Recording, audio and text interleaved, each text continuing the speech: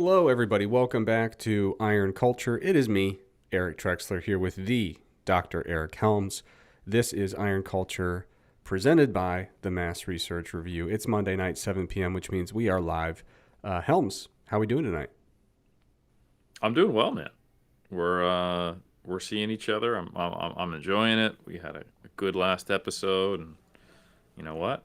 Things are going well in Mass. I'm excited about the issue that just dropped a few days back, and Oh, yeah. I'm Big almost one. done with my books. Big one. Also, Almost done with your books. Okay. yeah. Do you have Like a date circled on the calendar?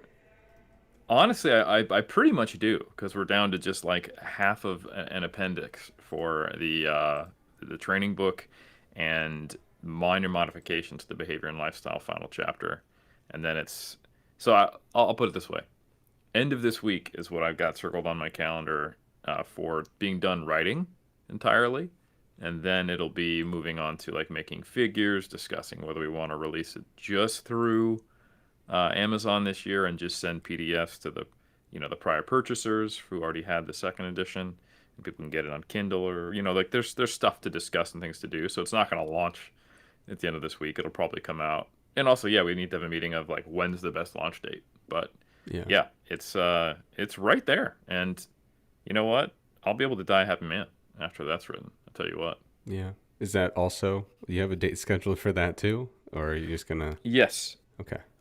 It took me 6 years before I got so annoyed I needed to rewrite. No, 5 years before I got so annoyed I needed to rewrite this book, and I don't want to rewrite it again. So I'm thinking sometime in the next 5 years, I'm pretty happy with how my life's gone. Yeah.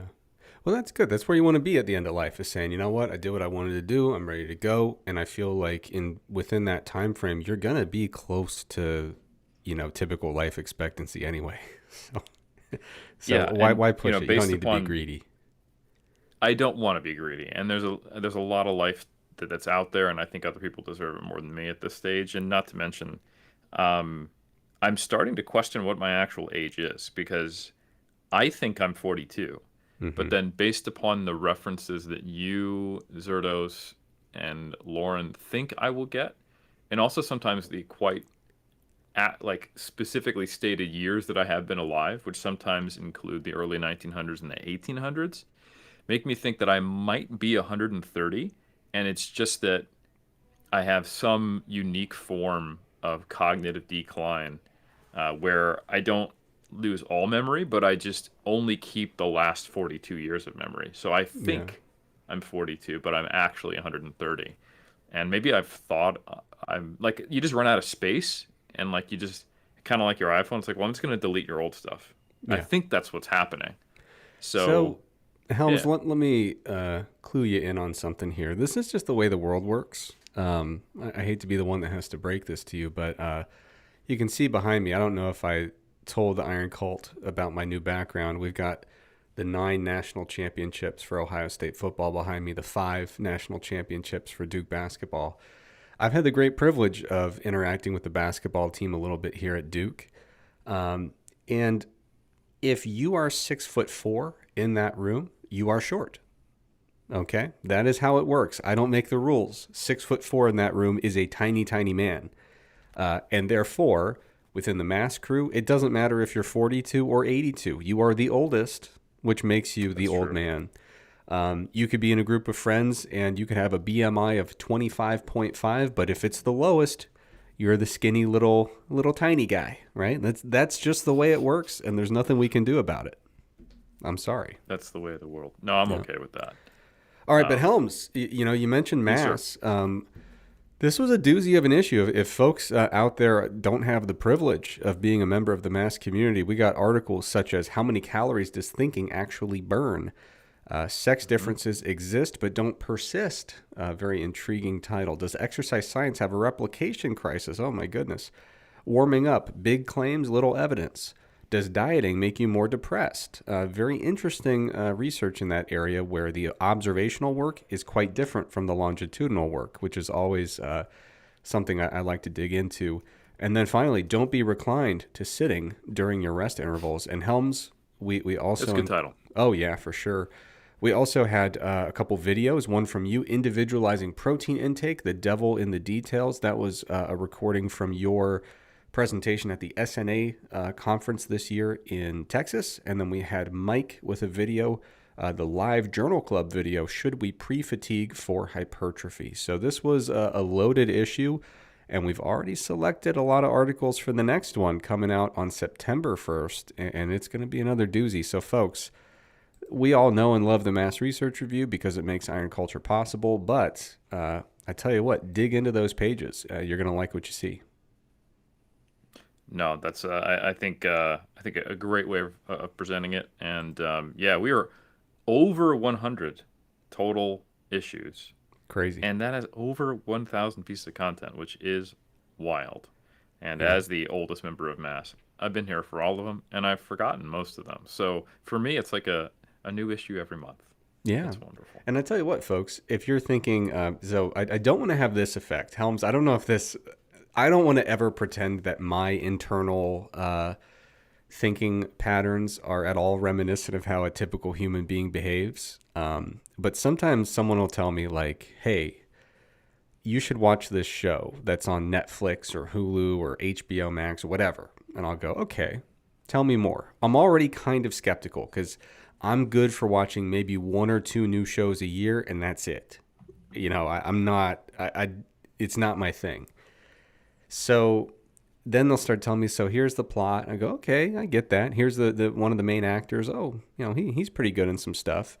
But then they tell me it's in season 8 now. And I'm like, absolutely not. I don't have 8 seasons in me. I'll never catch up. I'll die before I get to the end. You know, it's not going to happen. So I want to make sure people know when we say, listen, Mass has 1,000 pieces of content. We're always very adamant about making sure that each new article represents an update to the literature. And so basically, Yes. we have, believe it or not, in 1,000 pieces of content in the fitness space, we've talked about caffeine at least twice, more than one time, Maybe even 3 times, Trex. perhaps, who knows. But basically, every time we address it, we try to concisely kind of say, here's where we're at, and here's what this new research adds, and here's how you would use it. And in the process of doing that, we will link back to original articles. So, for example, going with the caffeine example, as we're kind of getting you up to speed very concisely and briefly, we might mention, well, you know, we know that, you need to take it at least this many hours before bed if you're taking a big dose. We know that the ergogenic effect itself, regardless of sleep effects, seems to be bigger in the morning versus the evening. So we'll kind of rattle off, the current state of affairs, either toward the beginning or the end. And you might say, wait a minute, I don't remember hearing anything about caffeine working better in the morning than the evening. And so then you click through there.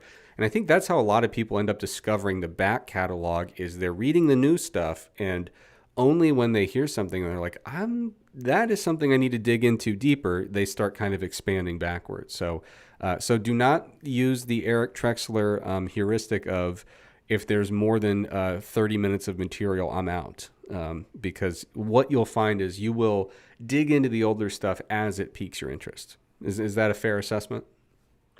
Yeah, absolutely. I think we could have gone one of two ways. Basically, following the formulas of modern television is have a show that really, really builds upon prior episodes, gives you the recap, says, hey, this will only make sense if you remember back in season 3 how you actually found out that they were not identical twins. They were fraternal, but only the birth mother knew that, kind of like, style.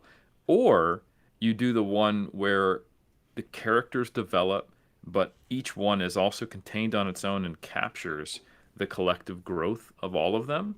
And it's not like a completely disconnected episode from everything else, but it integrates everything that previously happened succinctly and in a well job. And we've taken the latter approach.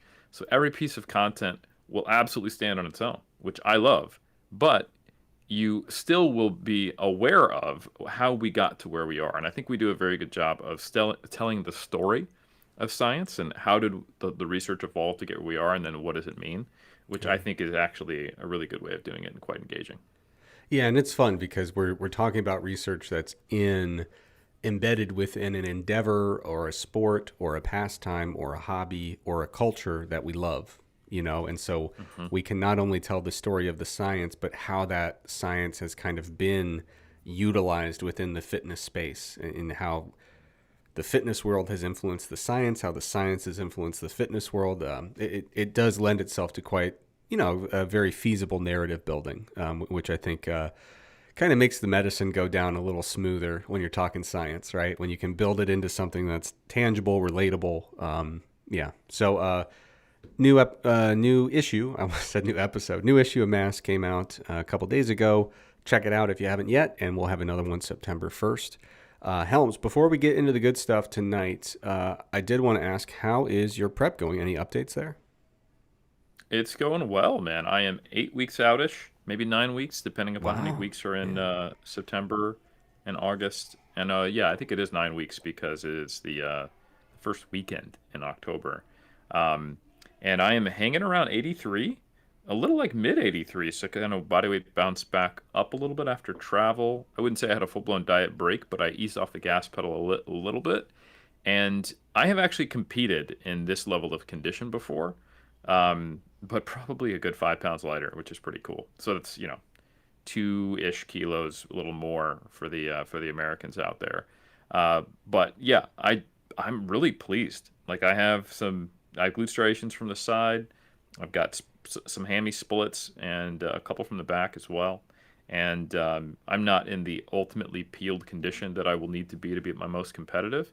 But I know from here, you know how it goes, Trex. Like when you are down to what is probably truly single digit body fat percentage, which I think I'm at now, small amounts of fat loss, I'm going to say not necessarily weight loss, they look disproportionately noticeable. Yeah. And, like every half kilo, every pound that I lose now, there are substantially more visible changes in my physique.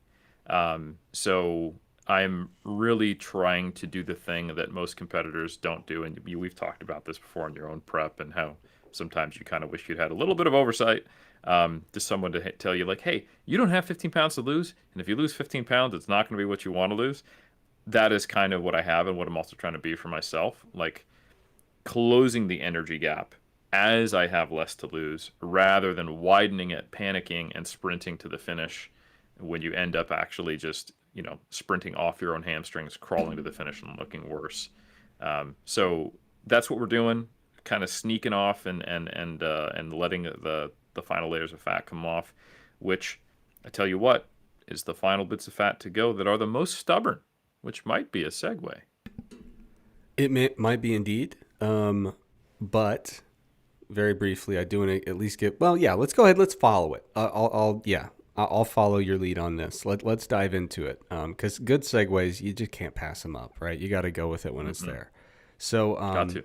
stubborn fat has vexed humanity for ages. We weren't so worried about it in our early evolutionary history. More the opposite. We were trying to pack on the pounds if we could. But in modern history, there have been many a remedy to try to get some of that stubborn fat mobilized to see, what we can do, particularly in the realm of supplementation. And Helms, we recently had an interesting conversation off the air about the ECA stack. And this was a remedy people used to boost fat loss, boost their energy. Well, it was a conversation you and Lauren had, not off air, but on Correct. Front Page Fitness, which you guys are doing a great job with. Yeah, Front Page Fitness, another podcast available wherever you get this one and on YouTube, of course. But anyway, yeah, Lauren and I were talking about it. I forget how we got onto it, but we were talking about supplements and probably supplement regulation was kind of the main theme of the topic, which has always been a fun little hobby horse of mine because there's so many misconceptions about it, and it's one of those areas where there are a lot of misconceptions and no one thinks they have misconceptions. So they make very bold Hmm. assertions that are fundamentally not true. Even though they're relatively true in spirit, it's a whole can of worms. Like I said, it's a hobby horse of mine. So I'm going to try to restrain myself. But one of the topics that came up was the ECA stack.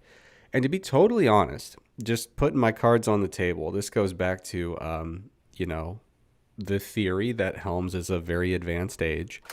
The ECA stack was frankly before my time. Yeah. This was, I think, kind of at its biggest in the 90s. Is that right? Yep. I So, would say so.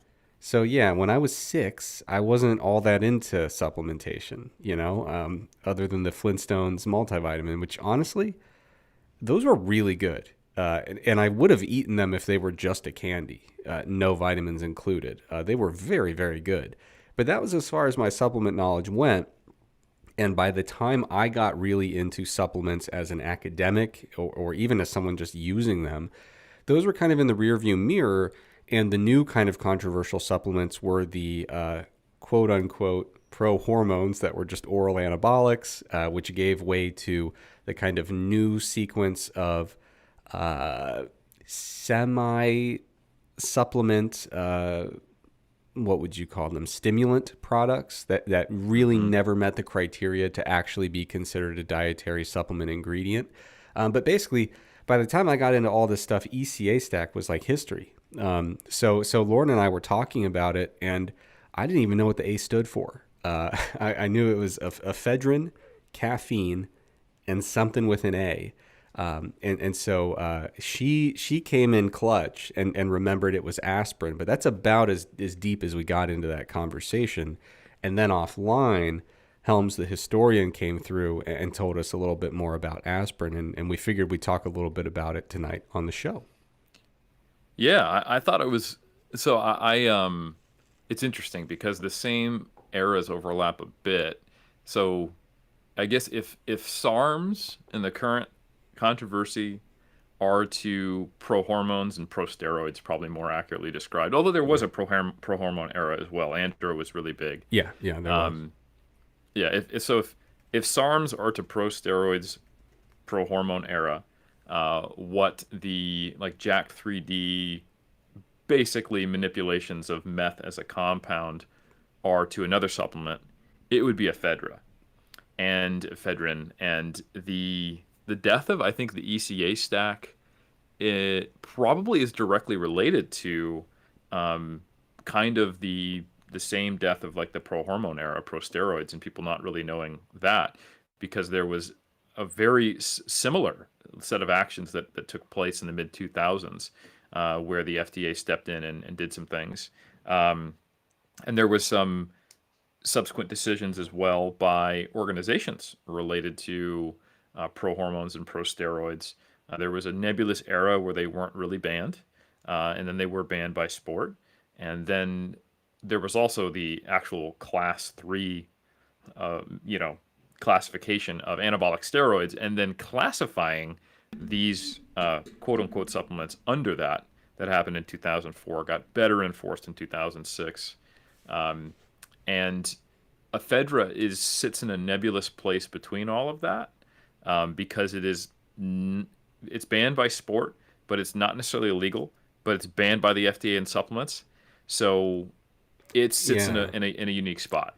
yeah, and it's also interesting that you know, for many things in when it comes to various products and food ingredients, you expect, even though you kind of shouldn't, I think there's a natural tendency to expect some degree of uniformity. For example, if you were to go from America to Canada to the UK to Hmm. Australia to New Zealand, and this is one of the few that tends to be regulated a little bit differently in those that little grouping of 5 or 6 jurisdictions. So another example would be melatonin. For many years, there were a lot of areas where you couldn't get it, which as an American, or you needed a prescription, or there was just a much higher level of control. And as an American, I just couldn't fathom that because it's like anytime you go to the grocery store, you could pick out about 7 different versions of melatonin, no big deal. And ephedra and ephedrine products, that's definitely another one that kind of falls through the cracks and has some different regulation from place to place, which is always fascinating. But yeah, I double checked, and it looks like ephedrine alkaloids in the U.S. they were banned by the FDA in 2004. But like you said, Yep. they still exist in this weird little space because I do not believe, I'm quite confident they're not they're certainly not a controlled substance by any means. No, But they're just no, and something that I can give you the history on this if you're interested. 'Cause yeah, yeah, go I, for I, it. I think it's kind of cool. So, well, I say kind of cool, and then I'm like, people died. So, essentially, a couple of parallel things happened. And as is often the case in the history of supplements and drugs in the US, there is often a combination between public outrage, um, legitimate issues, and then the political will to enact a change. So, and the more you mess with things that are part of the core identity of America, the more that political will get mobilized. And if you mess with baseball, I tell you what, things are going to happen.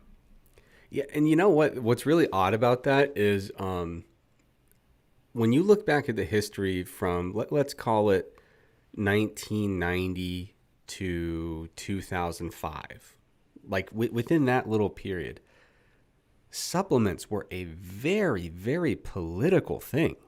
Like there was Yes. tremendous time allocated in terms of congressional minutes when they actually get around to deliberate, legislation on the books, major overhauls of legislation. Like dietary supplements were extremely political in that time period, and like you said, it was because frankly they came into whether we're talking about steroids, pro hormones, the ECA stack. Once it touches baseball in that time period, it goes straight to the Senate floor. And what's really fascinating is just how much even our culture has changed. Because I was just thinking right now, I'm not sure I'm going to get a lot of hate for this potentially. I'm going to get a lot of hate from about 4 people, and no one else will care. If they just stop doing Major League Baseball, it'll take 2 months for America to find out. Like baseball is no longer, it doesn't have the cultural purchase it used to. But No, it was a nowadays, big deal in 2000s and the But 90s. nowadays, if Yeah. something touched the NFL, it'd be again straight to the Senate floor. So that's like the only kind of thing that's really changed dramatically is this stuff still could totally ignite controversy, but I think now it has to touch football rather than baseball. You're not wrong. Like, I think basketball, baseball, and football, they each have the rotating time in the sun. And that's been the case, honestly, since all three of those sports have become popular professional sports. And there's complexities with the NCAA, professional sport, and who is likely to win, who are the personalities, and then what's going on. But to give people a picture, like I was born in Oakland and I lived in the 80s and 90s, and this was a hotbed. Like you had the Bash brothers, Jose Canseco and Mark McGuire, and then you had Barry Bonds after that, and you had the Battle of the Bay where it was the A's and the Giants in the World Series, and then you had the '90s related big steroid allegations, and you had Mark McGuire publicly saying, "Listen, it isn't steroids. I'm taking andro and creatine," which was the progenesis of creatine being seen like a steroid and the initial phases of why the Pro-Hormone Steroid Control Act in the mid 2000s happened. And there was a similar parallel of what was going on with ephedra. So in the early 2000s, ephedra-based supplements were quite literally everywhere. And the most common one, I think, was like hydroxycut, which was a muscle tech fat burning agent. And ephedrine combined with caffeine was like the core staple of most fat burners. And we'll talk about the science of why, but there were big deaths that occurred, I think, in 2003 and 4.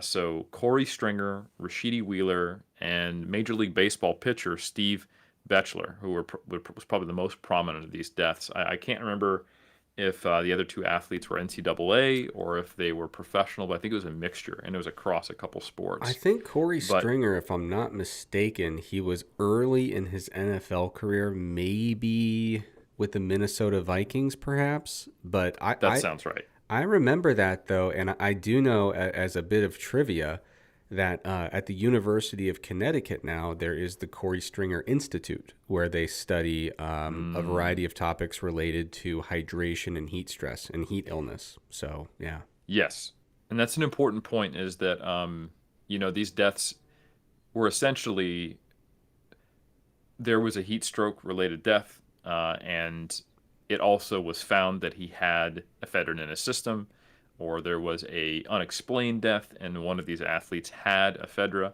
And some people claimed, and especially those in the supplement industry, that this is just a overreaction. It reminds me of there's been a number of like bodybuilders or NFL players where at the time steroids were blamed for a violent death or a suicide or something like that.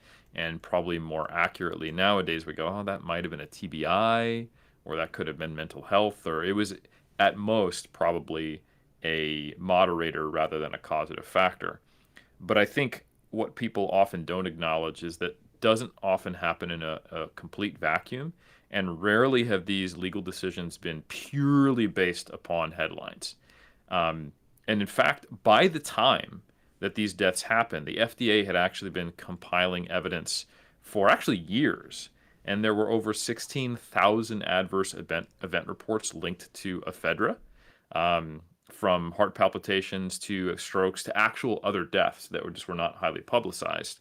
And there's a specific report by the Rand Corporation, and that was kind of the nail in the proverbial coffin, where they had analyzed the data and concluded that while ephedra caused short-term weight loss, and had some potential benefits clinically, and it was actually well studied, and you'll be surprised by some of the names of the work that was on this, Trex.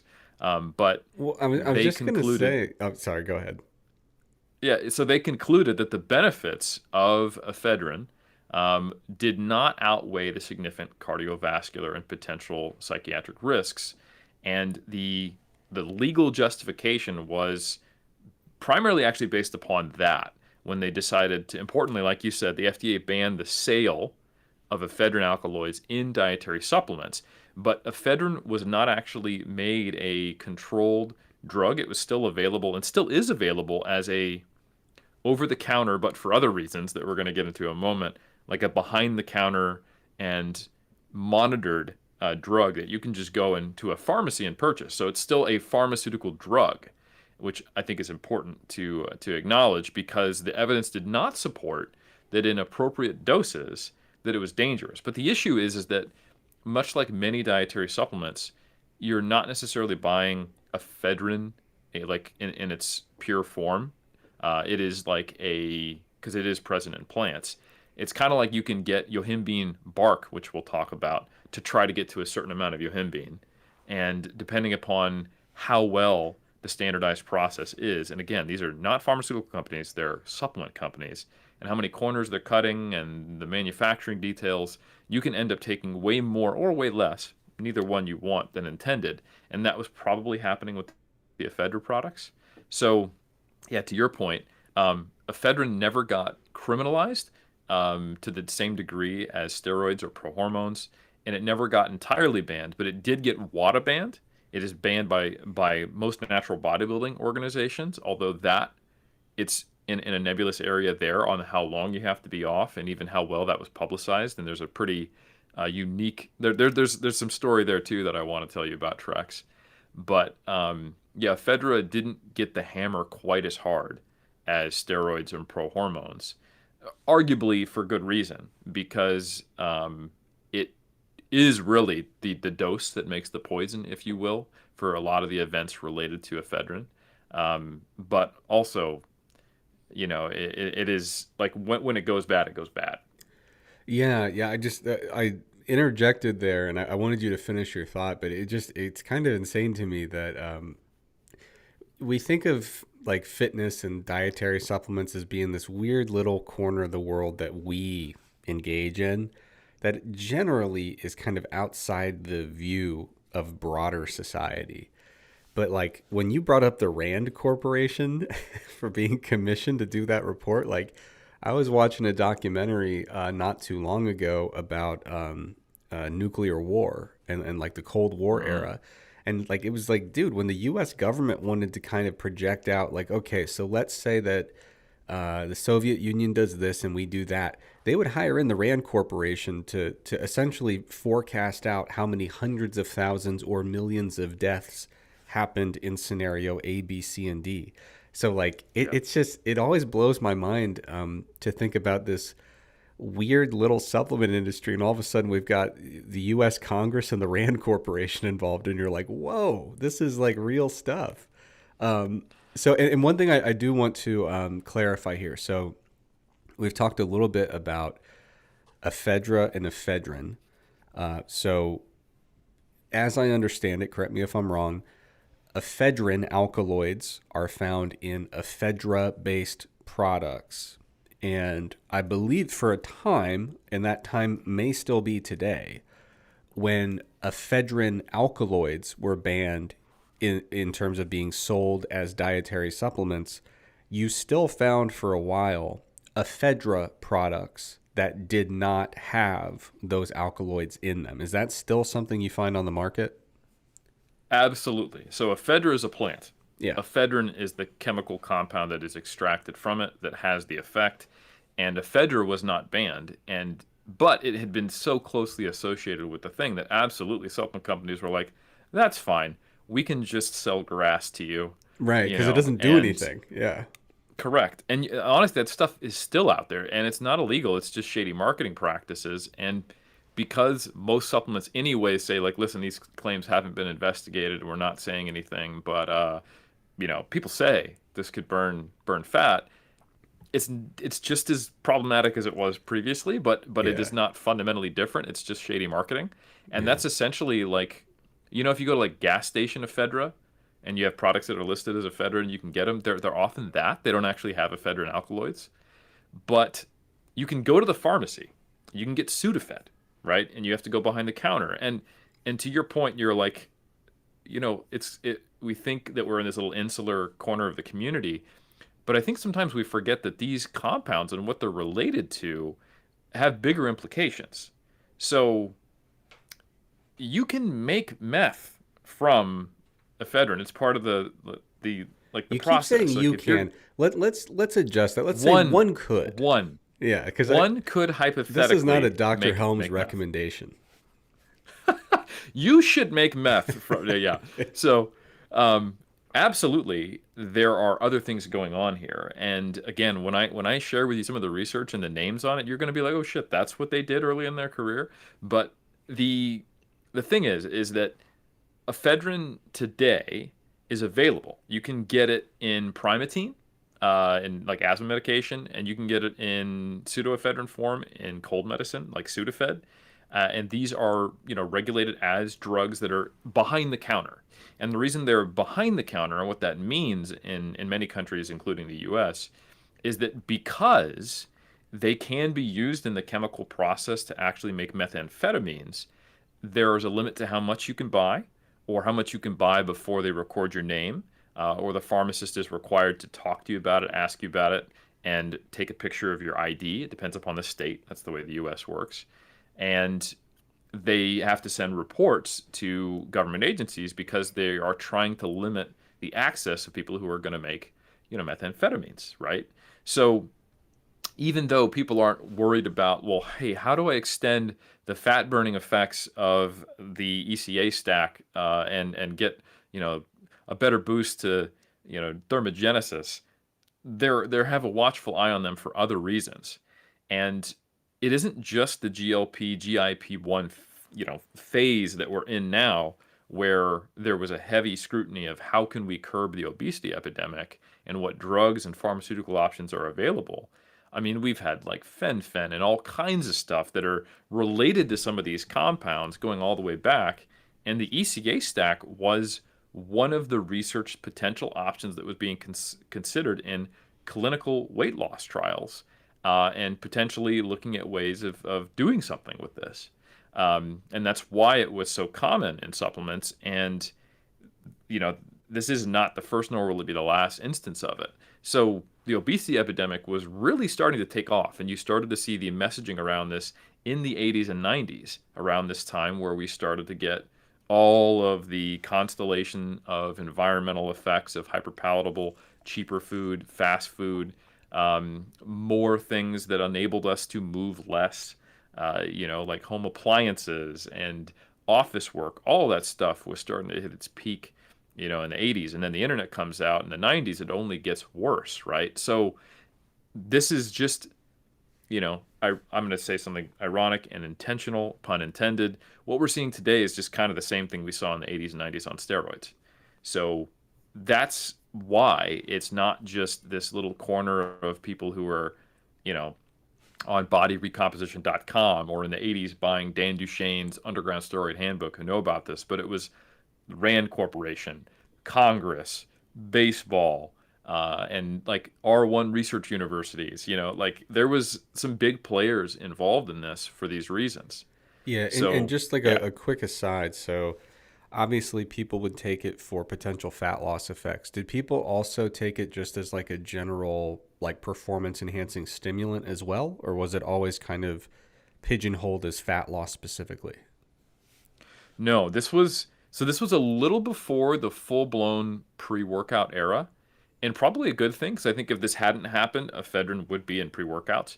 But it was absolutely taken by some of these baseball players and football players, not because they were trying to get leaner, but for energy and as a Yeah. stimulant. So it Okay. was very clearly like seen as a stimulant, and the reason you see it at gas stations is like this trucker wants to stay up, anything we can do, 24-hour energy type of thing. It was like in the pre-modern era of energy supplement category. Yeah. So I would say it was marketed as a stimulant along with caffeine as well as a fat loss agent.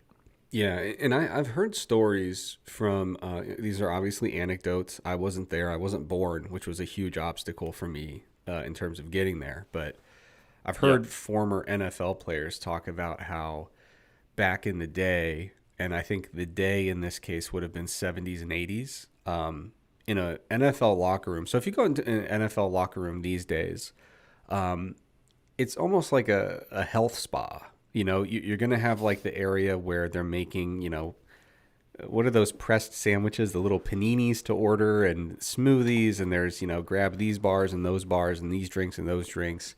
There's the hot tubs, the cold tubs, the whole deal, right? Obviously, it's a very professional looking setup these days. I've heard NFL players in interviews talk about back in the 70s and 80s, and there would just be these big old bowls in the middle of the locker room. And you would say, "Oh, what are these hard candies or Skittles doing out here?" And they're like, "No, this bowl is the oral anabolics. That bowl is the narcotic painkillers, and that bowl is the stimulants." And there was no record keeping of who was taking what. It was just, hey, you want it, it's there. Do what you got to do. So it doesn't surprise me in the least, that there could have been some really high dose usage of the ECA stack in the NFL in that kind of 90s era. Trex, I will take a divergence for a second related to the history of anabolics and the modern incorrect perception of the advancement of PEDs, and do not let me go down a rabbit hole too far. Okay. But I'll say this: there's a current belief that over time, PED use and avoidance of detection of doping is getting worse and worse and worse, more and more sophisticated, and athletes are breaking more and more records because of the improvement in these drugs and the frequency at which they're taken. And the doping agency, WADA, just can't keep up. And haven't you seen Icarus? And Lance Armstrong didn't get caught, yada, yada, yada. There's a that is just not true. The reality is that the vast majority of the advancements in anabolic steroids were done by the 60s. And they had made so many different combinations of androgenic anabolic steroids, leveraging different ways of doing it. That was where the P in PEDs was finished. We're talking the 60s, right? And maybe into the 70s. And man, and it's just, how do we get this to market? What can we get approved? And then boom, we get this stuff in the 80s and 90s, legally controlled, drug testing starts, research goes away, and everything since then has been about how can we sneak past detection, not make these drugs better. Yeah. But they only needed to start getting past detection in the late 80s, early 90s, and more seriously in the 2000s. And there was a period where they weren't full-blown controlled substances, but they were heavily available. Stimulants, I mean, and stimulants, even though they were more scheduled, there was still no testing in sport to any kind of systematic degree, to where the culture of use in professional sport was mind blowing. And you could go to not even professional sport. I think there was one survey of shot putters, throwers in the Olympics, one year in the Olympics, and all of them said, yes, I am using anabolic steroids. And there have been efforts in really interesting ways of basically just trying to get rid of the records from that era. So the IWF, and I think that's really got to stop doing this because it's causing issues now, changes their weight classes with relative frequency as they go through eras where the sport collectively decides, no, there was too much doping. And the first motivations to change their weight classes was to wipe the records that existed during this era where everyone was taking everything.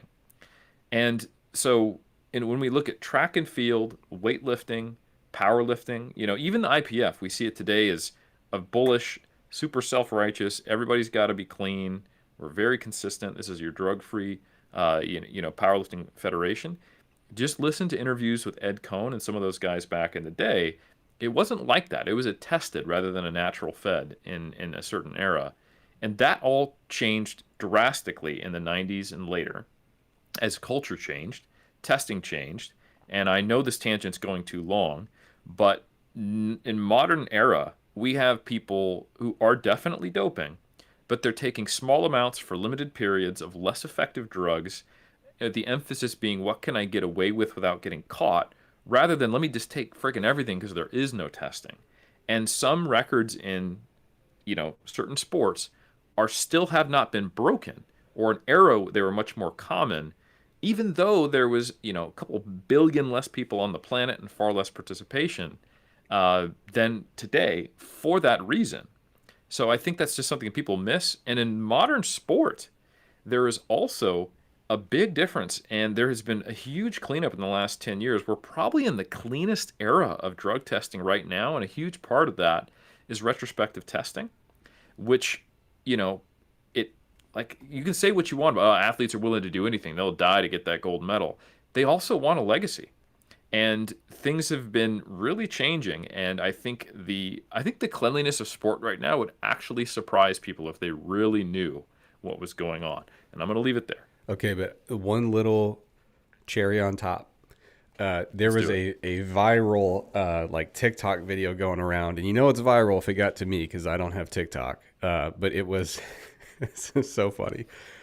It's going through, I believe it was the 1980 Penn State offensive line. Like, like on a television broadcast, it would show them, oh, he's a senior from Falls, Pennsylvania. These guys in 1980 that were playing offensive line, if you just show me the lineup of people, I would have assumed that the median age was 46. And the median age was actually like 21. And so that is, I'm not making any accusations. I have no knowledge, Helms, but at a time where things were a little freer on the anabolic side, these people looked like they had aged about 15 extra years and also happened to have necks that, like, I mean, these were some broad gentlemen who also looked about 16 years older than they actually were. It's a very comical TikTok, even if it just happenstance, and maybe my mind's playing tricks on me because of the style. You see someone who looks like they're in the 80s, they look older because of those things. But you should check it out just for the heck of it, because I promise you one thing: walk around a college campus, as I do daily, they don't look like that anymore. They really do not. They do not, and I think we're starting to see higher performance in some of these sports now just because there is more people participating. Yeah. And it's taken a couple decades to kind of catch back up to the more common enhanced usage and free, like whatever you want, Yeah. But So anyway, needless, the moral of the story is when I go to work every day, I don't have any trouble telling who is the dean of the college and who's the offensive lineman on our football team. In 1980, I don't know. It would have been tough. especially if that dean was a fan of the weight room. you know, Absolutely. Yeah, because you can that just would be get the only thing is off-label prescription use of anabolic steroids by asking your doctor, like, "Hey, I've been lifting. I'd like to get a little more gains. yeah. Can you just write me a script?" Sure. Yeah, the only way you could tell is who has a 21-inch neck. That's the only telltale sign. Yeah. That's right. All right, so we're back on topic. We're back on the ECA stack. I found it really telling that you had forgotten the A, what it stood for, and Lauren was not aware of the mechanism there. And I think it's because it is very much a a tool to enhance the others. And there was research on this. So I think it's cool. I want to follow the thread. I said if if you saw some of the researchers on these papers in the 80s, you might be surprised. So Trex, when I say Delu, what type of research do you think of? When I hear Delu, I'm thinking of my guy Abdul, who does all the Hmm. weight regain research. That's right. A.G. Delu. You probably think of him from the perspective of metabolic adaptation Yeah. and characterizing a lot of these things. But his research that he was involved in the 80s was actually specifically on the ECA stack. So there's a paper, 1986, the thermogenic properties of ephedrine methylxanthine mixtures human studies. And there's another one called animal studies. Lead author DeLu, second author D.S. Miller.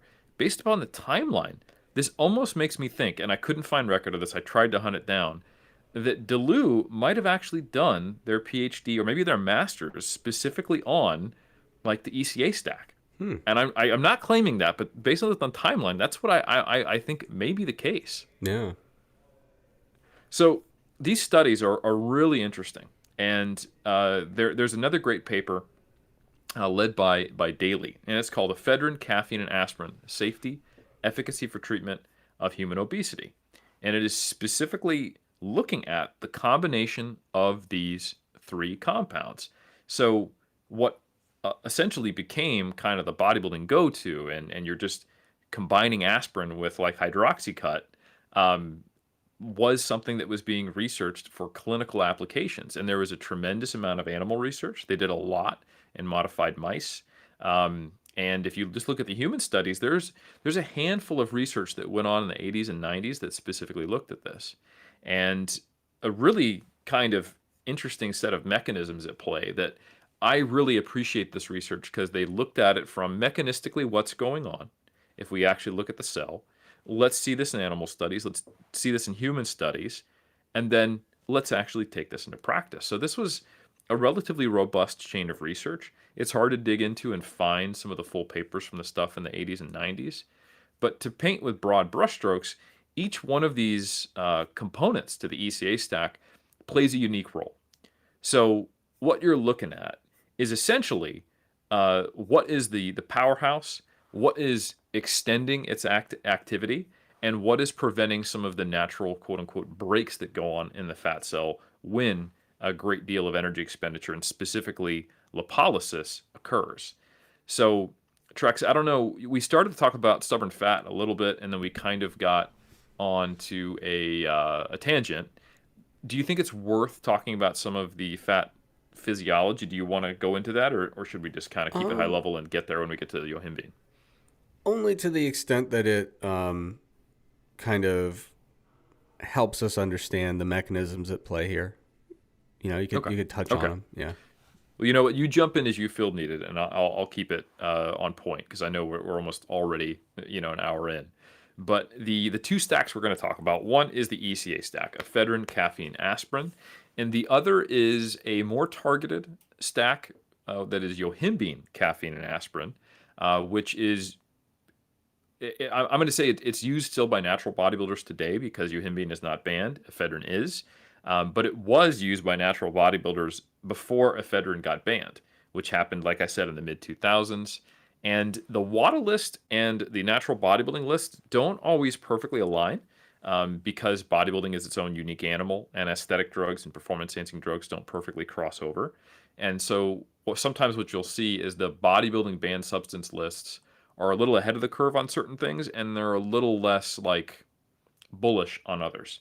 So the example of ephedrine was that once it got banned and the WADA took care to look at it, and it was seen for what it was being used for in the bodybuilding community, it's like, okay, now that this is actually banned in other sports, this isn't really considered natural, so there's a cultural component here. We're going to ban it, but only for the last 6 months before use in some organizations. Like, for example, I believe the INBA, I'm not sure if it is still that way today, in the mid 2000s made a decision of saying, hey, ephedrine's banned during contest prep, essentially. But if you want to use this for some reason in the off season, go for it. And Philip Ricardo Jr., and I have a tremendous amount of respect for this man. He is a legend. He is one of the GOATs. And I'm not saying this to disparage him. It's public knowledge, but it just kind of people forgot about it. I think it was in the mid 2000s, he popped positive for ephedrine because he was taking it all the way up to the competition, and he just didn't get the memo. And he got a suspension rather than a lifetime ban. He wrote an apology letter. They posted it on naturalbodybuilding.com. And he basically said, hey, sorry, guys. Just I've been using this since the 90s when I first started competing. Didn't think about it.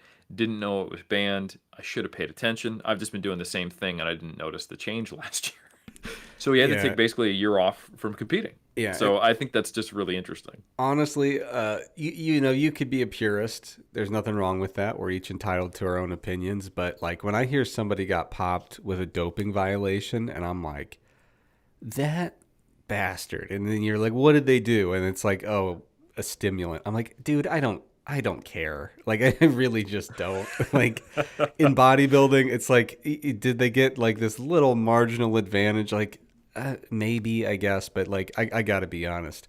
I just couldn't care less about a stimulant. And especially Helms, like, there have been these instances where people get popped for a stimulant in powerlifting, and then I really don't care, like, at all. You might. You might when I talk about the actual pretty surprisingly high magnitude of effect that ephedrine has. And this sounds like I'm trying to get people to start taking it, but there's the like the modern thing. Like if you look at through the halls of mass, dear watcher, most of the time we're poo-pooing fat burners because they just don't do much. Yeah. That wasn't always the case.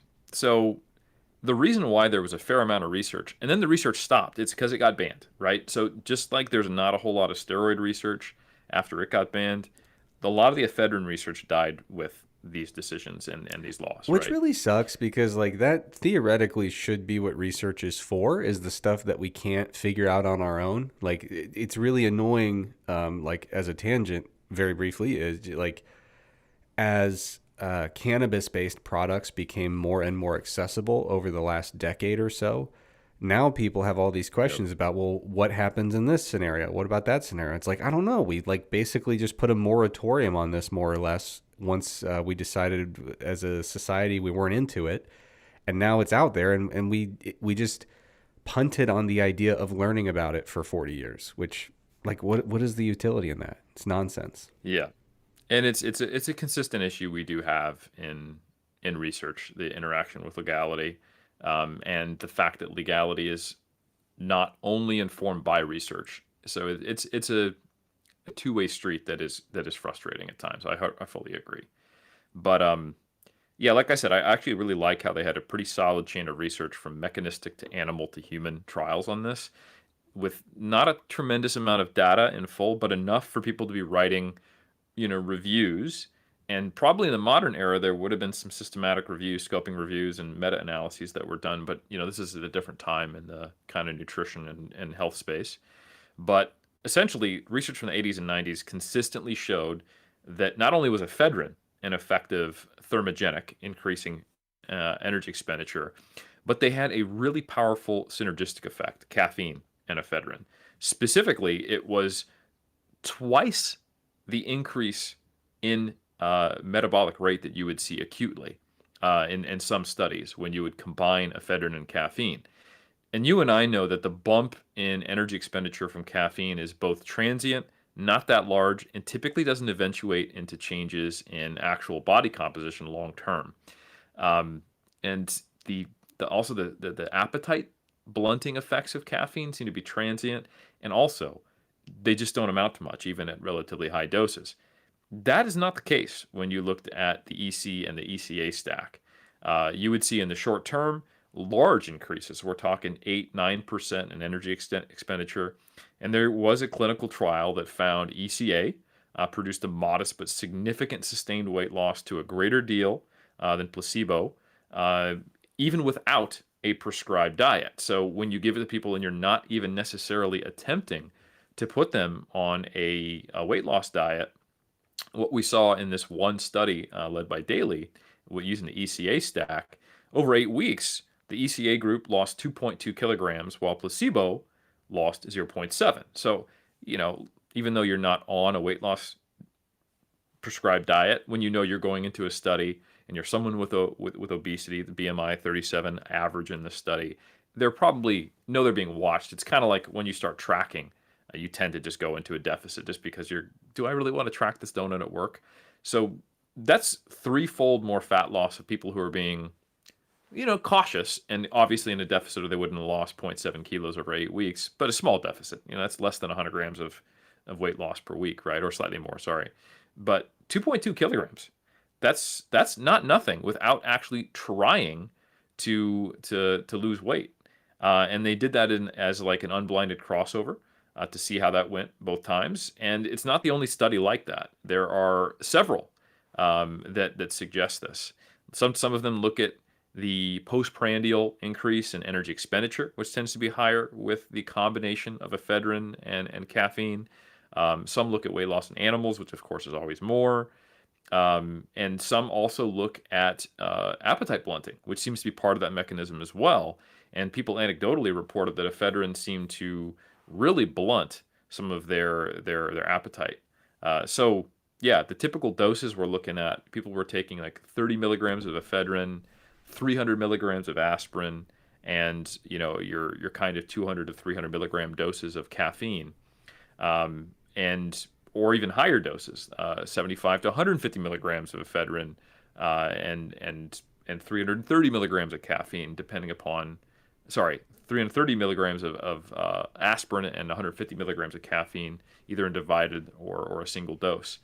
And that seemed to be pretty effective in several of these studies. And you'd also get a ton of people posting about it on the burgeoning forums that started to come out in the 90s and the early 2000s. People were always running on bodybuilding.com back in the day, here's my ECA stack log, and talking about their fat loss. And they weren't even necessarily controlling calories. This was in the burgeoning if it fit your macros era as well.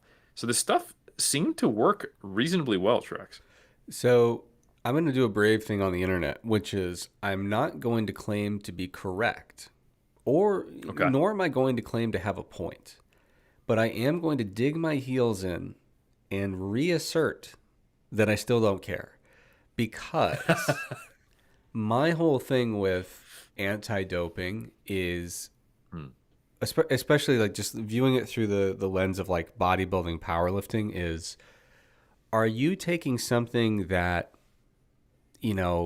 makes this process marginally more tolerable, or are you getting to a place that I'm not allowed to get to? So for me, the thing is like with steroids, it's like, hey, I'm doing a natural bodybuilding show and I'm on stage with a fat-free mass index of 33.5. What are we doing here? I can't, there's nothing I'm going to be able to do, right?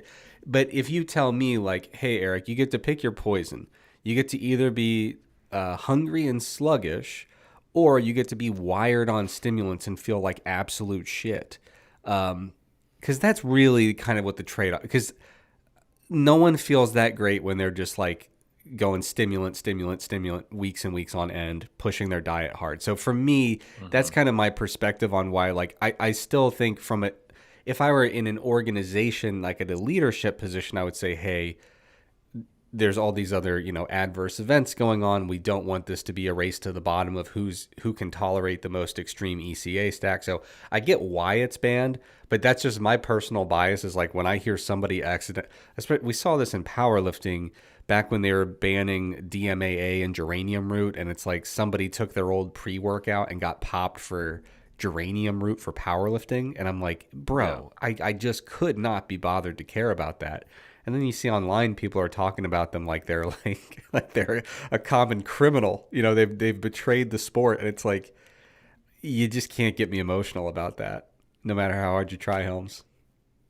No, I think that's fair, and that's one of the reasons why I'm unconvinced that, like, some people will talk about how, what, we need lifetime bans in natural bodybuilding, which I think one really discourages a lot of people who, like, especially from this era, like myself, like if you used pro hormones for a very, very brief period that you got over the counter, and then forever you have to compete with people who are on full blown anabolic steroids, Yeah. or the current, like currently, so they have rules related to first time use of SARMs, and the very similar things with pro hormones, and similar thing with ephedrine. Like, okay, if you used it over this time period, or it's only banned in this window, because natural bodybuilding is also wants to open its door to people who don't know about it. And it was like, natural bodybuilding, it's grown a lot, and people have the internet now, but man, like, people didn't even know it existed, or they didn't know about the legitimate federations only 10, 15 years ago. So I look at it as, okay, has someone surpassed their natural limit with drugs, and now are they going to compete drug free? That I'm less comfortable with, just like you're saying, Yeah, yeah. you I know. don't want to get the guy who But the did. idea is that, exactly, no, because the idea is, I don't think people actually understand the mechanisms by which steroids can give you a quote unquote permanent advantage. It's the same mechanisms that we think we understand, but we're still uncovering about muscle memory. Yeah. Like, if you took you did one steroid cycle and barely lifted weights when you were 17, and you're still got 30 pounds of natural muscle to gain, you made what, like twice as fast progress for 16 weeks sometime, and then you lost the muscle and you regained it. There's no advantage there. You have to actually, so steroids don't have any permanent effect any more than weightlifting does.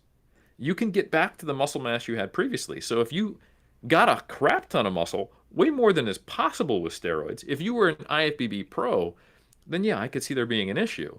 But even that is somewhat speculative, because to get to that point, especially if you're blasting highly androgenic drugs at certain times, we talked about this before. Not everyone, but many people who are in the high dose kind of, I was a huge 300-pound, competitor in the off season.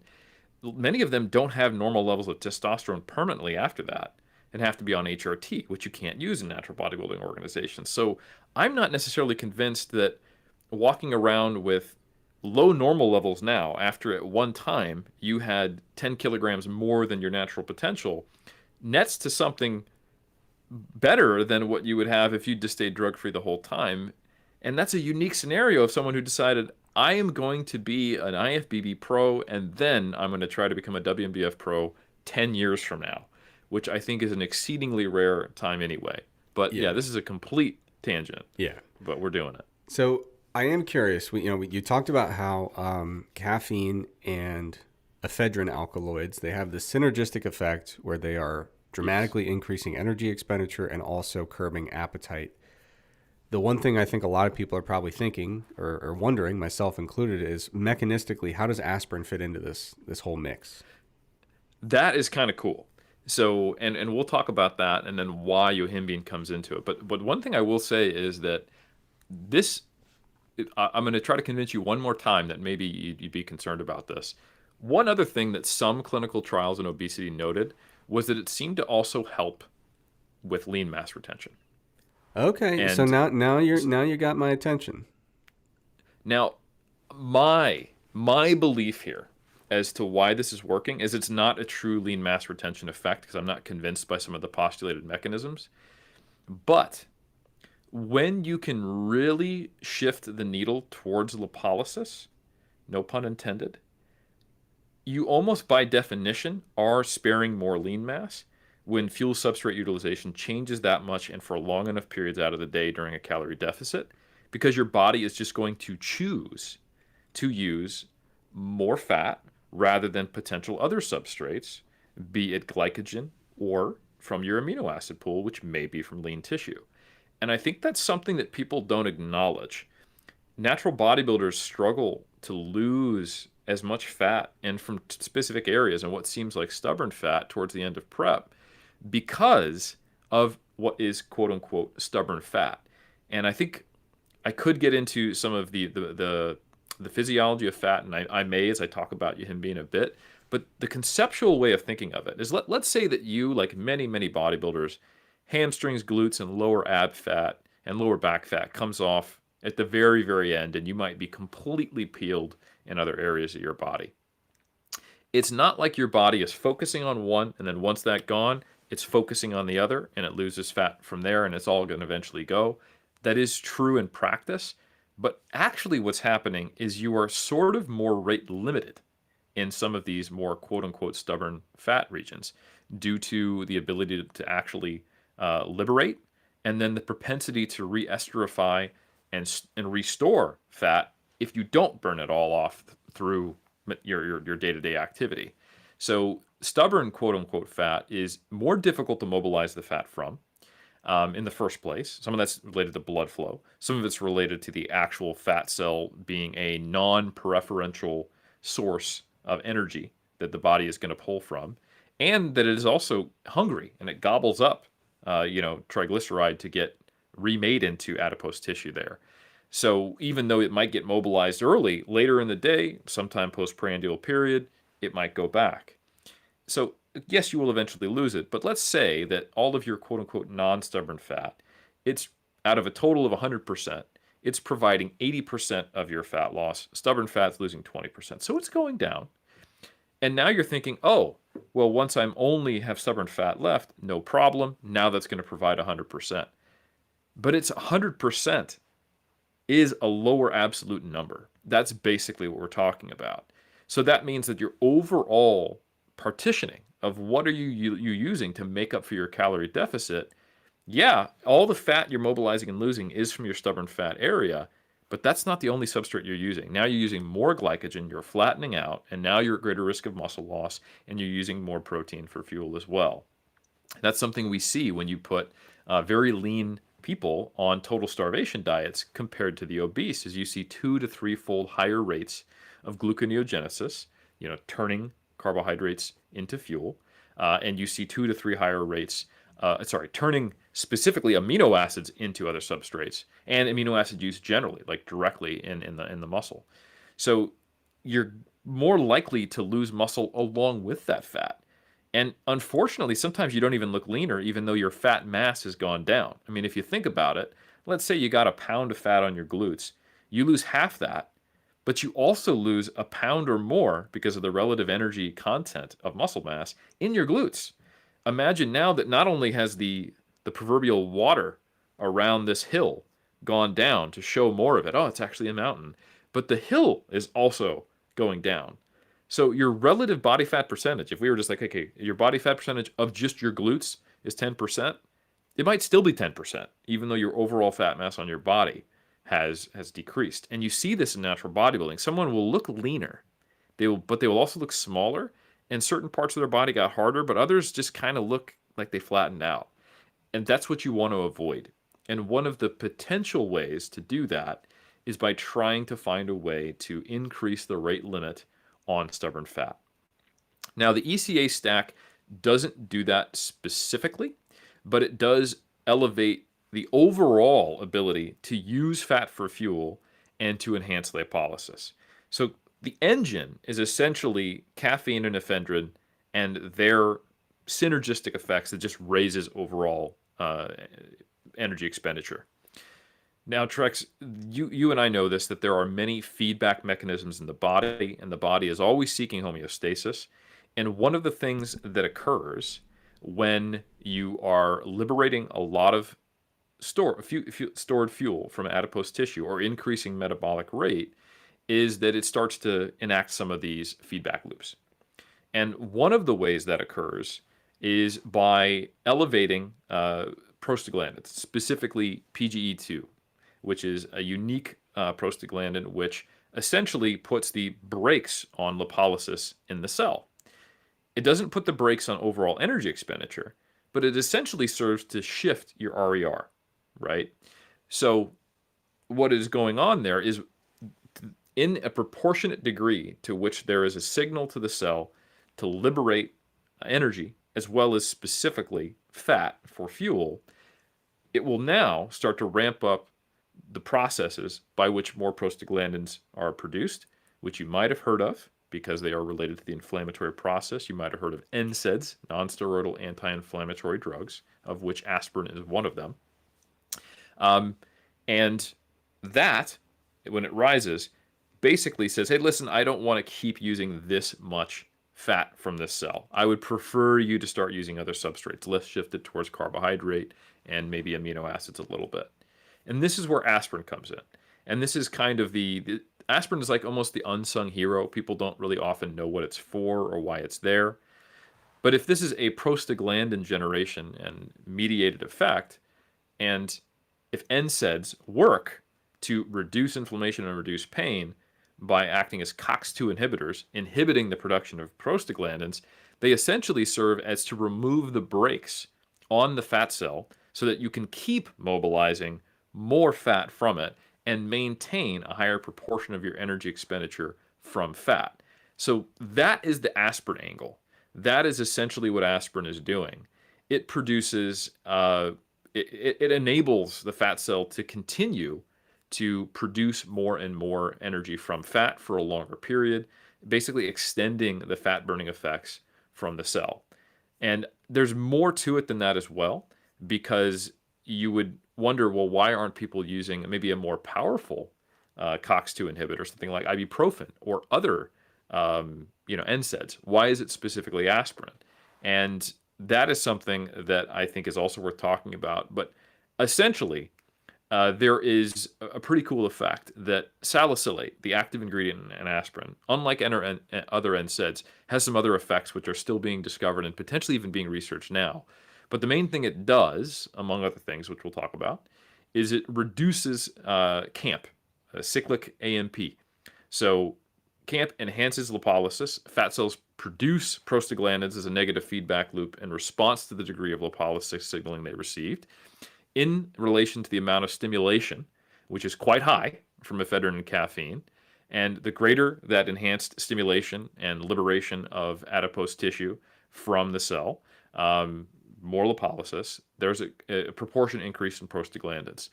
So by inhibiting prostaglandin production, aspirin is thought to maintain higher CAMP levels, ensuring that cell utilization, fuel stays shifted towards fat burning and for longer. So that's the main reason and the mechanistic explanation for why the ECA stack seemed to be better than any one of the compounds on their own. And it was what was primarily focused on for all the research into the 80s, 90s. And it has only been in the last few years that a specific additional mechanistic action of salicylate has been identified.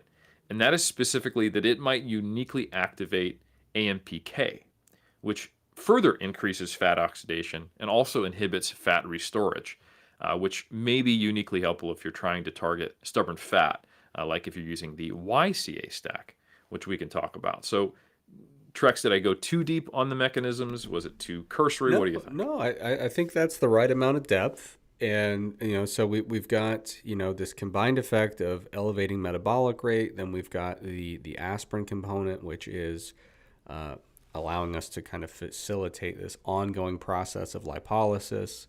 So that all makes sense. I think while people are still kind of locked into this mechanistic talk, maybe it is a good time to address the YCA stack, where instead of ephedrine, we're seeing yohimbine enter the mix. And I'm assuming that this was a swap that occurred after ephedrine got banned, or were these both kind of dueling it out in parallel, where people were kind of doing one or the other? Or even Or both. the crazy pharmaceutical nuts who would take the ECYA stack and just kind of go crazy with it, right? Yeah.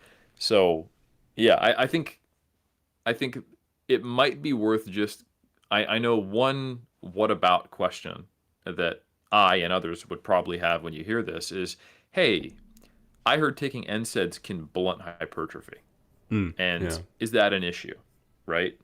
And I think that is worth addressing.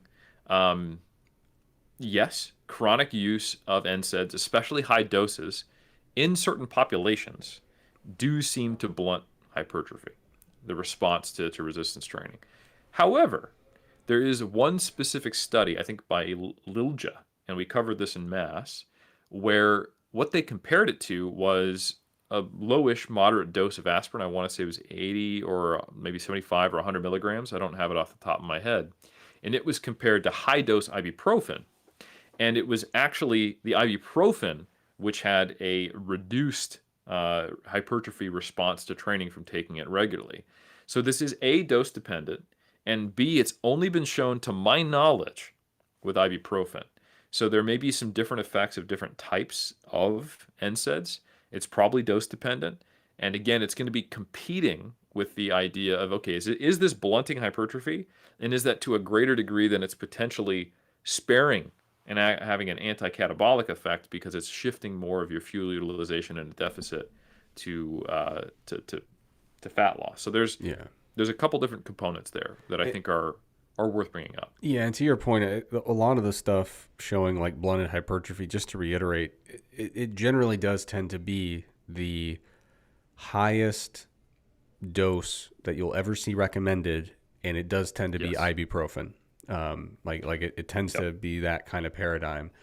And the lower dose NSAID stuff doesn't look nearly as troubling to the hypertrophy aficionado as the, kind of the more moderate dose that you're more likely to actually take on a regular basis. You may do the high dose stuff when you have an acute issue you're dealing with, but you're doing it for 4 days. Who cares? I do think that the concerns as it pertains to lower dose NSAIDs are probably a little bit overstated in my opinion. And one thing I just want to mention as an aside is it blows my mind the extent to which, and I don't say this as like a fear monger because I use these medications regularly and I don't shy away from it at all. And in fact, my wife, she kind of grew up in a house where you don't just like automatically reach for pills every time you have a problem. My mother was a pharmacy technician, so we did. So, when I was growing up, if you had a headache, you take a Tylenol. Like it's not that big a deal, But I know there's a lot of folks who, they come up in a different kind of background, and they're like, oh, only if I had a severe migraine would I bother to go to the drug cabinet. But all that is to say, like I'm not at all skittish about using, over-the-counter medications, but it does blow my mind a little bit how we still are kind of trying to unravel some pretty basic questions about what they do and the extent to which they do it in the body. Like, it's too big a tangent for now, but there's still like a lot of vigorous debate and questioning and hypothesis generation about exactly how and why Tylenol blunts pain. Like Tylenol is very much an enigma when you start digging into the research, but too much of a tangent. It's just something I find interesting. Go ahead. Take it away. I think it's worth talking about it a little bit. So I'll say two things. And people might also hear, oh, AMPK, doesn't that directly counter mTOR? I think people forget there's a huge dose response thing here, and there's time course things that need to be considered. So really, I think it's worth looking at not just the mechanism, but also looking at the outcome, because you have to check your kind of your math here. And the data is interesting. Like the kind of dosages that are often recommended of aspirin use in these stacks, it's either high or kind of like the baby aspirin, like 80 milligrams, 100 milligrams range. And I think in the lower ranges of aspirin, it's been shown to be effective in the ECA stack, or even combined with just caffeine or just ephedrine, the aspirin. So you probably don't need to go really, really high.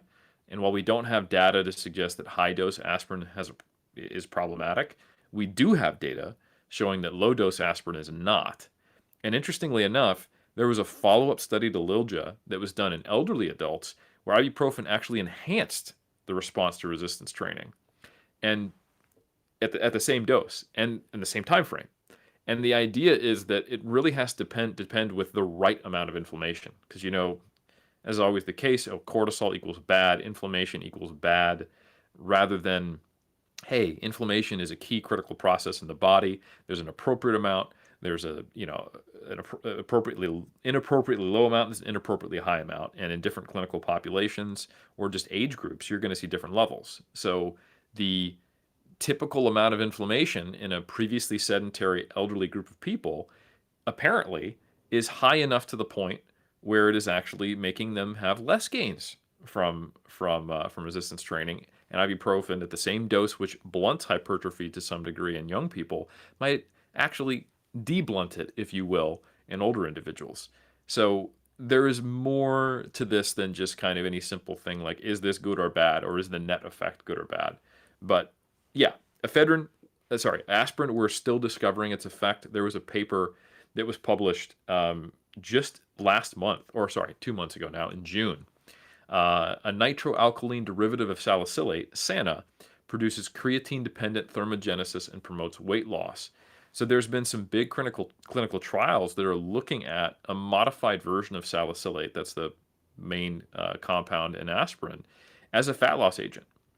And so there might be some independent effects of aspirin. I'm not saying in the form of aspirin. Obviously, this is a novel form of it, that it is just as effective. And obviously, pharmaceutical companies are looking at modifying this further. But the way they did it and how it was used, and the fact that it is independently having effects here, is kind of interesting. And it's supposedly doing this by messing with uncoupling protein 1, which I know you've written about when you were doing metabolic adaptation work, and AMPK activity. So similar mechanism, but just kind of dialed up. And when you look at the different groups in this paper, the ones that are on like the combined ascending highest dose of this novel version of aspirin, they're getting comparable weight loss to some of the GLP-1 drugs, which I think is wild, just to put that out there. That is pretty insane. Yeah. Yeah. So we were on the edge of our seat figuring out how yohimbine fits into this whole mix. Absolutely. Okay. So I've been talking about feedback loops, brakes and gas, and there's more than one. Physiology is complex.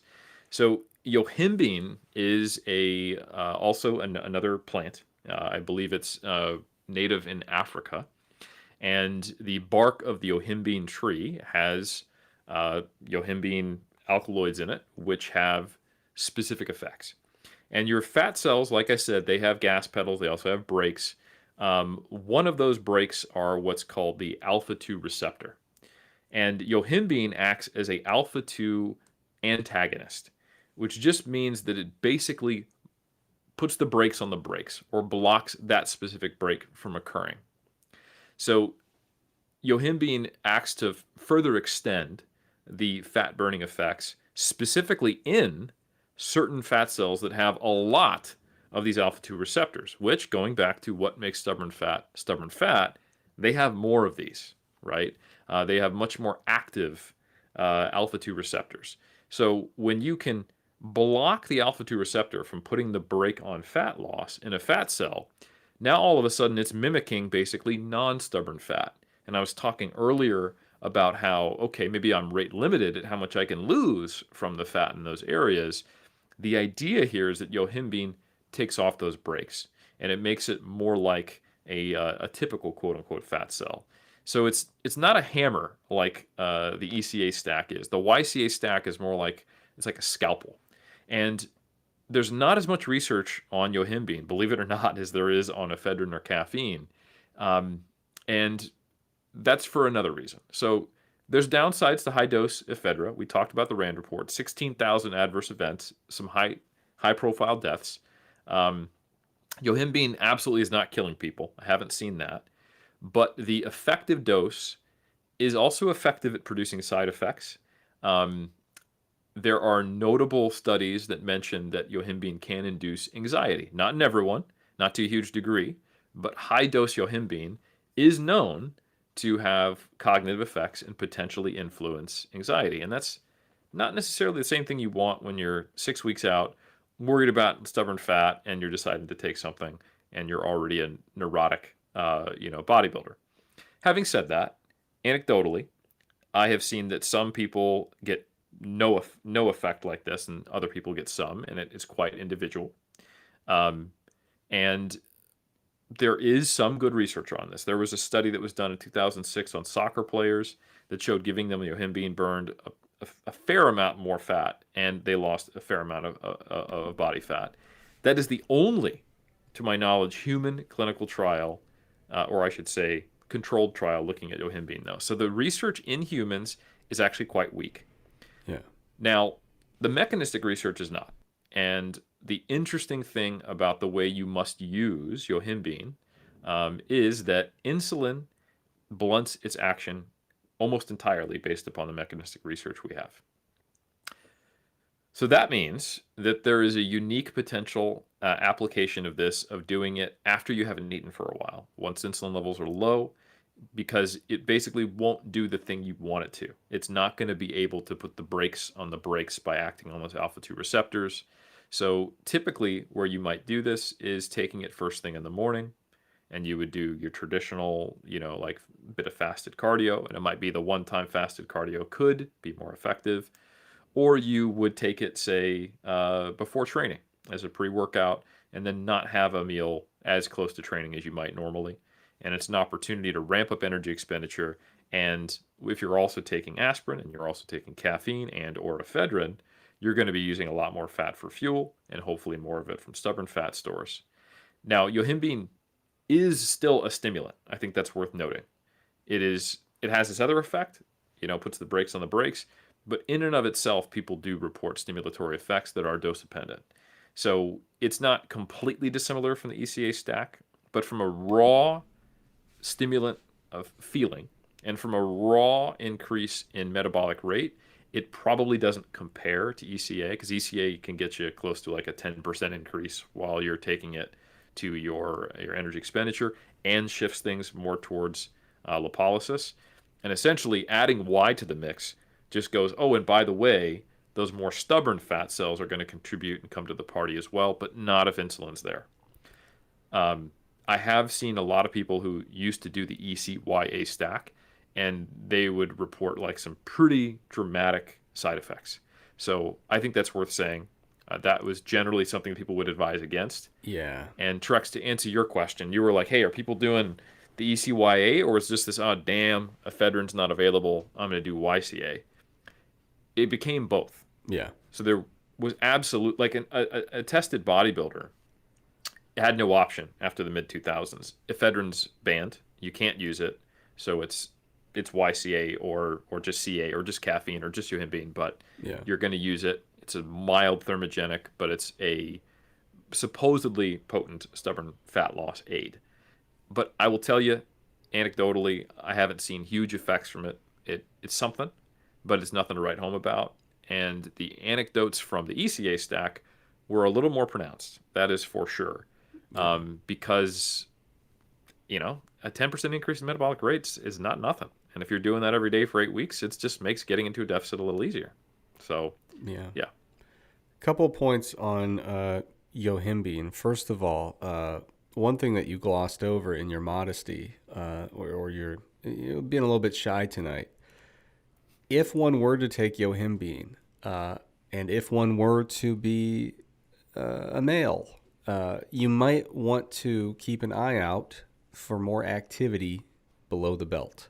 There is a fair amount of research on yohimbine as an aid for erectile function.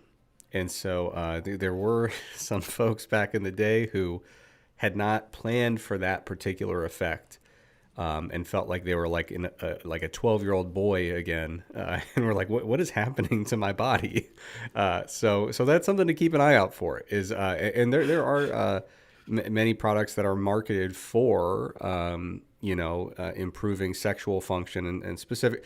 You have to be really careful with supplements of not claiming to treat or manage any kind of disease, but they're essentially marketed as like, if you have erectile dysfunction, you might consider taking this to, support healthy sexual function, fill in the blank. But there is some research on that. So if one were to take it, keep an eye out for that. Don't be too surprised. Also, one thing. I got two hilarious comments specifically on that. Can I jump in just for a second? Of course. So this is mechanistically interesting and also hilarious for people who understand the realities of bodybuilding. So yohimbine does enhance blood flow, and there are alpha 2 receptors in blood vessels as well. So it helps to like decrease blood flow restriction, if you will. Yeah. So that vasodilation is specifically why it can help with erections. And it's specifically why you will not find bodybuilders talking about that effect, is because they're specifically taking it at the point where libido is so tanked that it's not a mechanical issue with blood flow, but caring enough to Yeah. need there to be a reason to initiate the blood flow Yeah. That is true. to get an erection in the first place. So Yeah. it's a hilarious thing where if you see people in like the general population using yohimbine, absolutely, they will be surprised. They're like, whoa, I got something unexpected going on here. Yeah. You will find nary a male natural bodybuilder typically talking about that by the time they decide to use yohimbine, because yeah, Yeah. mechanically it would work, but they have no reason to be interested in that. Right. Yeah. That is true. The other thing I wanted to mention is so we have another kind of terminology thing where there is yohimbe and yohimbine. Yes. So Ephedra, yohimbine, ephedrine, yohimbe, yohimbine. yeah. Very So important. yohimbine, generally we're talking about the actual active compound that is found in the bark of the yohimbe tree. So you will Yes. see, in some cases, you may even see some type of yohimbe extract, which if it doesn't have, standardization for a particular amount of yohimbine, you may end up again with the kind of ephedra with no ephedrine and saying, what am I even doing here? But that does bring me Yes. to a kind of set of related questions. So what exactly is the status of the what's the regulatory status right now of yohimbine? Are you aware of any countries where it is impermissible as an over-the-counter supplement? Are you aware of any federations that ban it? So it is not banned by any federations that I'm aware of, including WADA.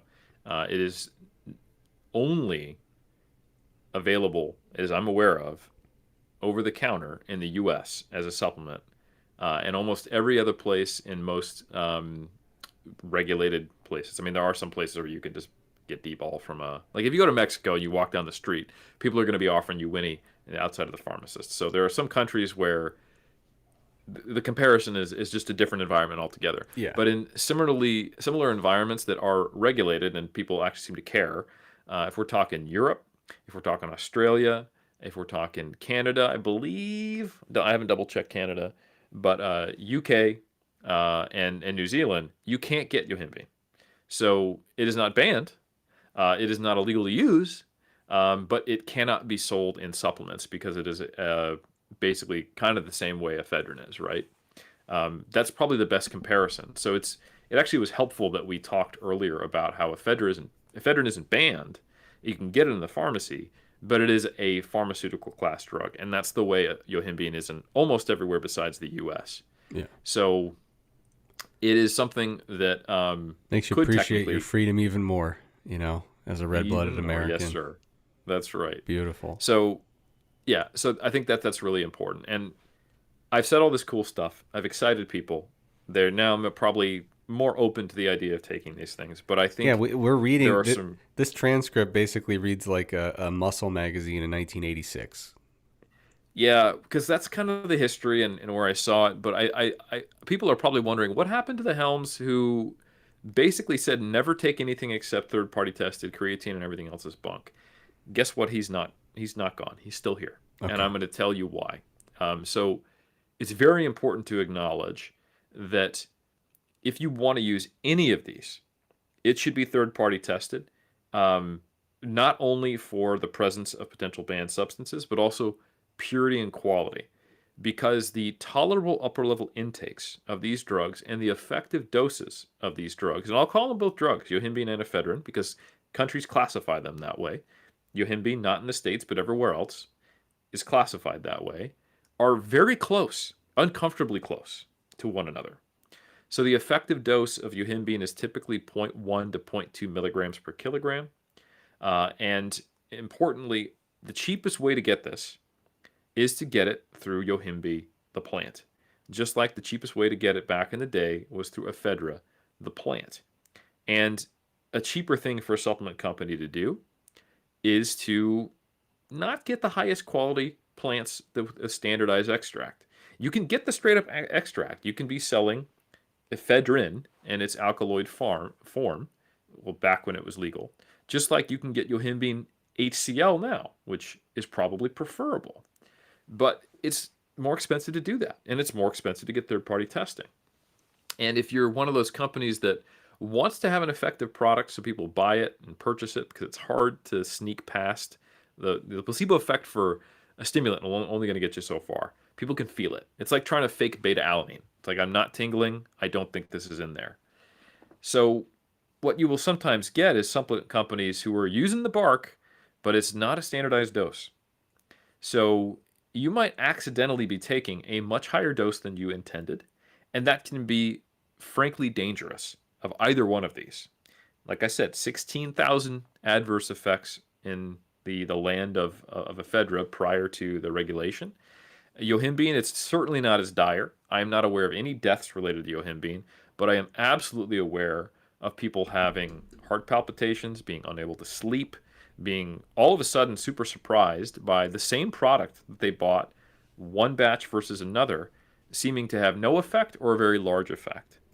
So I There is cannot iterate enough. You need to get third-party testing on this, lab testing, and only buy from trusted manufacturers and supplement companies if you're going to dabble. like you said, I'm not aware of any deaths, but there is research reporting a very high number of hospitalizations and calls to like poison Yes. control centers of like, I feel very, very wrong. I took this yohimbine, so 100%. Yeah. Yeah. So I think don't mess around with this stuff. And I also want to reiterate that this is still a supplement. Like an 8 or 9% boost in metabolic rate with the now largely unavailable and banned ECA stack it's something that's measurable that shows up in studies in the same way that creatine has an effect and shows up in studies. But in the same way of using creatine, you're not going to know. Like you might be able to notice a slight boost in performance or that your scale weight went up, but many of these things are ultimately what we would describe as trivial to small effects. They are real, but they are minor in the grand scheme, and you're not going to be able to jump on the ECA stack, not worry about your diet, and wake up one day and be like, oh shit, I guess I'm ready to get on the bodybuilding stage. I am diced, right? Um, so, and the same thing I will say with yohimbine. I'm not sure that everyone necessarily has as much stubborn fat as they think they do, and I don't think that's typically the barrier to people getting in shape. It is something that you might want to consider if you are someone who is not prone to anxiety, and if you find that when you even maintain a reasonable approach to trying to get down to the last little bits of stage condition, that it comes with a noticeable amount of loss of fullness and muscle mass. But I will tell you, as a coach and an athlete, 8 out of 10 times, I won't say nine, 8 out of 10 times when that's observed, it's because the person is also behind the eight ball, trying to lose weight too fast, or they kind of think in their head, look, this is just math. I can just do a 500 calorie deficit, lose the 3 more pounds I got to lose at the end, and I'm good. And it's no different to being in a 500 calorie deficit when I'm 20 weeks out. But that's not true. When you only have 3 pounds of metabolizable fat on your body, losing a pound a week is expecting to lose a third of the fat on your body every week. And when you have 15 pounds, it's a very different story. And over again, I've seen the anecdote hold up that you just can't rush getting into the final bits of stage condition. You can get to really close to stage condition, and then it's going to take almost just as long as it took to get from like beach lean to legally shredded, hints of glute striations, as it takes to get from glute striations to holy crap, that guy looks peeled out of his mind. Like, let's say we've got a 24-week diet, you might get what we would call quote unquote shredded in 18. The last 6 weeks is what it's going to take to get truly, truly diced. And you can't get there, even though on paper you're like, oh, 3 more pounds to lose. Oh, no problem. 3 more weeks. Not going to work that way. It'll probably take twice or 3 times as long to do it without sacrificing a substantial amount of fullness or muscle loss. And yohimbine's not going to change that to where you can still do it in 3 weeks. You might be able to get it done in 6 instead of 8 or something like that. Yeah. So that is the degree of confidence I have in it. It's a minor effect. It is not even necessary for most people. And for many, it is an active net negative if you're experiencing some degree of this anxiety. And this is another anecdotal one, and I have no data to back this up, but some people also seem to look a little more blurry and watery, and they have some water retention when they take yohimbine. There may be a mechanism that I'm just not aware of, and it's something that you typically pull out the last week of prep anyway. So you can't use it the whole time. You probably shouldn't. If you're prone to anxiety, it's only going to get worse, and it's only going to do so much. So unless you have pretty pronounced stubborn fat, maybe do or don't use it. I have used it. I think I saw a difference, Trex. Yeah. I'm not sure. Yeah. Are you going to use it this prep? Well, here's the thing: is it's not available in New Zealand, so okay. I would have to travel to the States, get it, bring it back. So yeah, there's a barrier there. Yeah. But I am just now starting to bring in, caffeine, and I am not doing it much higher than, because basically I don't actually take caffeine on its own. I just have coffee in the morning. Yeah. And now what I'm doing is actually taking a bit of caffeine and then just going from a double shot to a single shot in the Americano I have at breakfast. So yeah, we're getting to the point where I'm like, I could use a little pick me up as I go from legally shredded to diced. But yeah. Let me ask you this way. If you coached 100 bodybuilders over the next X amount of time, what percentage of them do you think you would suggest, hey, let's give this a shot?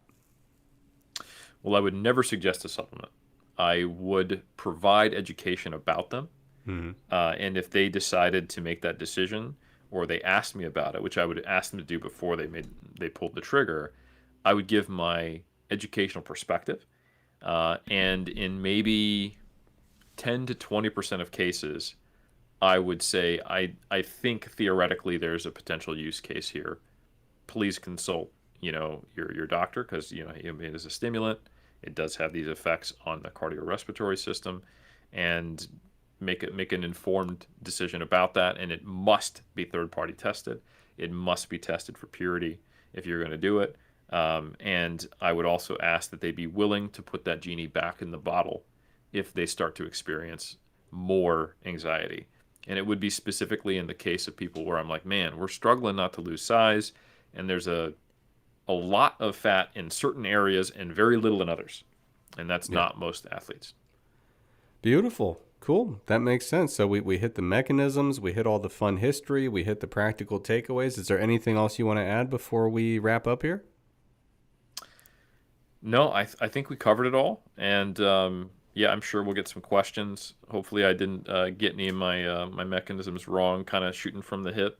I'm sure I'll hear about it in the comments if I did. But yeah, I think it's really interesting. And I think most people will be surprised about the effect on camp that aspirin has, the new information on its effect on AMPK, and potentially even how it's still being investigated as a fat loss agent, even independent, but of course, modified and boosted up, which I think is really new and interesting information, because that's literally just come out a couple months ago. Awesome. Well, yeah, I think this was a great episode. We didn't even really necessarily plan to dive that deep into it, but we did anyway.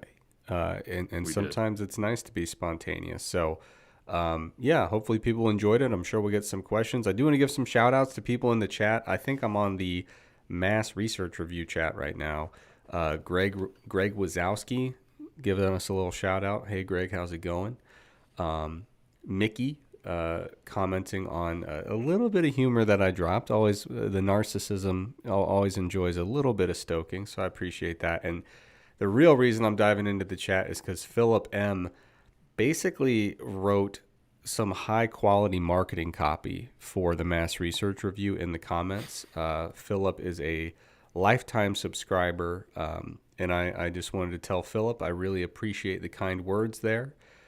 Philip also was reminiscing about the old days, remembering the hydroxycut pills. And One thing I wanted to Hmm. mention when you were talking about it is, I swear, I feel like Hydroxycut has faced like, if memory serves, I could be completely fabricating these memories. I feel like they faced like 30 class action lawsuits, reformulated 170 times.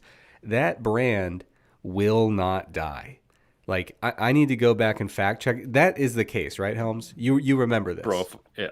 dude, 16,000 adverse events. And as you recall, in the 2000s, Muscle Tech was easily the biggest supplement company in the Oh world. They yeah. had all the ads with the white coats. They had all the biggest IFBB pros signing contracts.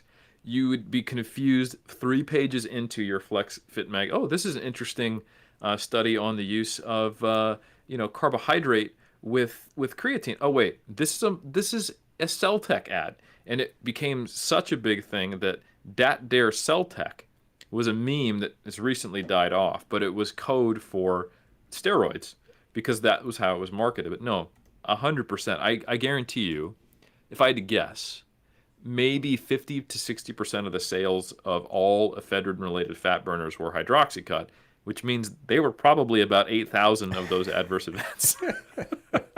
Yeah, it just kills me because I remember like being in the supplement world for a long time, and I would hear like, oh, Muscle Tech's going through all this litigation and all this other stuff, and they're going to reformulate, and I was like, well, it's the end of an era. No more. What was it called again? No more Hydroxycut. And I swear, Hydroxycut is going to exist well after I'm dead. There's no Oh yeah. chance I outlive this. They just Yeah, keep coming hydroxycut back. for the last 20 years has not had ephedrine in it. Yeah, But, they change it. They do what they got it's to still do. out there. Yeah. Yeah, props to them. All right, perseverance, Helms. That's what it's all about for a brand like that. All right, folks, appreciate you joining us. Our pleasure as always.